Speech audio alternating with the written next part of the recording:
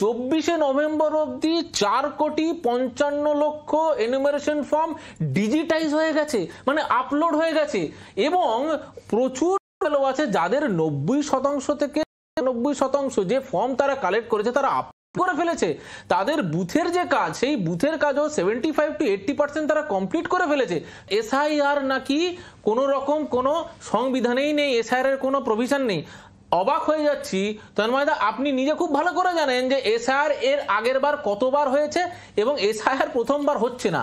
আর যদি এটা অসাংবিধানিক হয়, একজন দেশের ইলেকশন কমিশনের চেয়ারপারসন, চিফ ইলেকশন কমিশন, সে ওখানে বসে প্রেস কনফারেন্স করে বলতে পারতো না যে আমি এসআইআর করছি? তো এটা হাস্যকর হয়ে যাচ্ছে। আমার প্রশ্ন হচ্ছে তন্ময়দা, একটু ক্ল্যারিটি দিয়ে বলুন, দর্শকরা দেখুক, শুনুক আপনারও কথা, যে এসআইআর হলে সমস্যাটা কোথায়? এসআইআর পরিষ্কার বলছে যে ব্যক্তি মারা গেছে সেই ব্যক্তি ভোটার তালিকায় থাকবে না। যে ব্যক্তি ডুপ্লিকেট ভোট, মানে আমার আপনার কারোর যদি 2 জায়গায় 3 জায়গায় ভোটার নাম থাকে তাহলে এক জায়গাতেই থাকবে, বাকিগুলো ডিলিট হবে।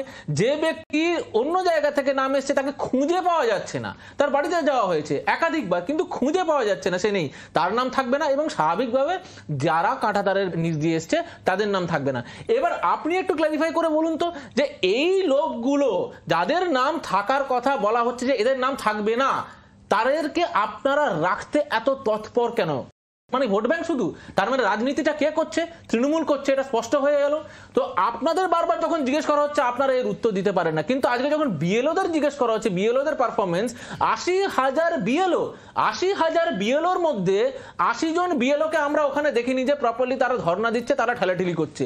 কিন্তু এই 80,000 বিএলওর মধ্যে সর্বশেষে আমি দাবি করছি যে একদম প্রত্যন্তর গ্রামে, যেখানে মনে হচ্ছে তারা হয়তো মোবাইল চালাতে পারে না, তারাও কিন্তু তাদের 90% উপরে কাজ কমপ্লিট করে ফেলেছে। আচ্ছা।